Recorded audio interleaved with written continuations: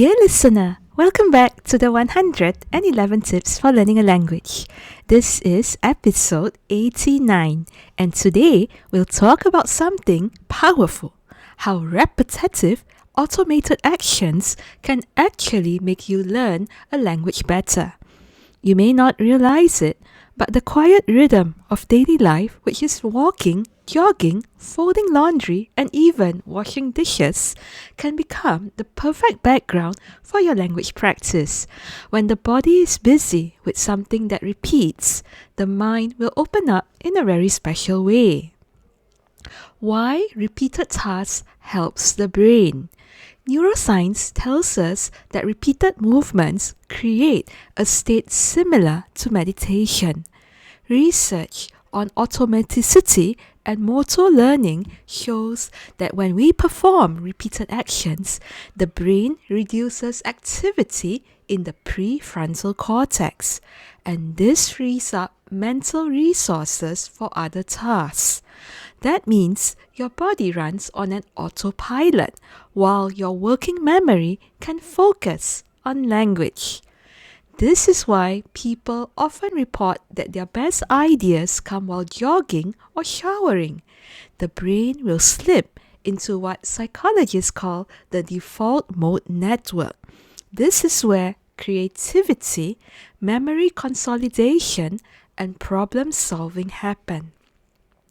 So, the very act of rhythmically moving your body becomes an anchor for language flow.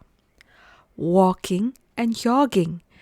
As you walk or jog, your breath and steps create a steady beat. Studies show that aerobic exercises enhance the hippocampal neurogenesis, which is the growth of brain cells important for memory. This is an ideal state to review vocabulary, shadow a podcast, or repeat grammar patterns aloud.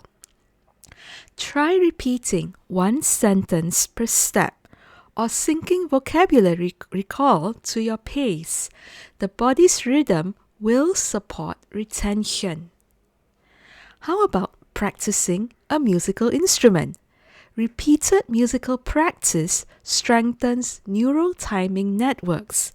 This rhythmic precision improves phonological awareness, which is the ability to hear, distinguish, and produce new sounds.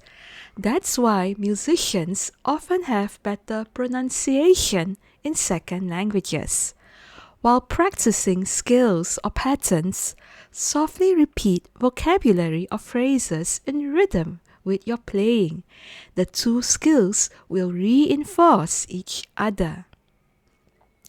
Daily household chores, washing or laundry. Domestic chores may feel boring, but they do provide a grounding rhythm. Studies on embodied cognition show that physical routines tied with attention-free tasks allow for dual task learning. This is where language input slips in more easily. Listen to your target language audio while washing clothes or folding laundry. The low physical demand will make space for auditory input. Meditation and conscious breathing. Repetition isn't just about movement, it's in stillness too. Conscious, mindful breathing reduces cortisol, calms the amygdala, and improves attentional control. This makes it easier to focus on grammar drills or memorize vocabulary lists afterwards. Before studying, spend 3 minutes repeating slow, deep breaths. Your mind becomes clear, receptive, and ready for language. Furthermore, your blood pressure will lower. The power of flow. What all these activities have in common is rhythm. They place you in a flow state where self-consciousness fades, time feels different, and your focus deepens. In this state, learning is not forced, it flows. So, whether you're jogging, knitting, weaving, or simply breathing, remember, these moments are not wasted time. They are powerful openings for language to sink in, for words to become part of you, and for fluency to grow naturally.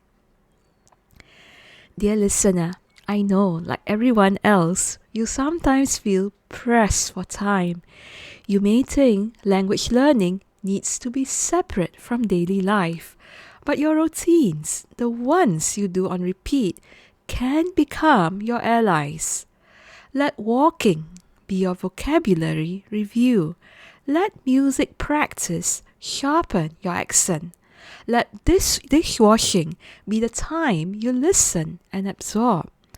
Fluency isn't always built in big, dramatic study sessions. Sometimes it's woven into the rhythm of life itself. Until the next time, I wish you steady steps, calm breaths, and words that flow with every beat of your day. Namaste.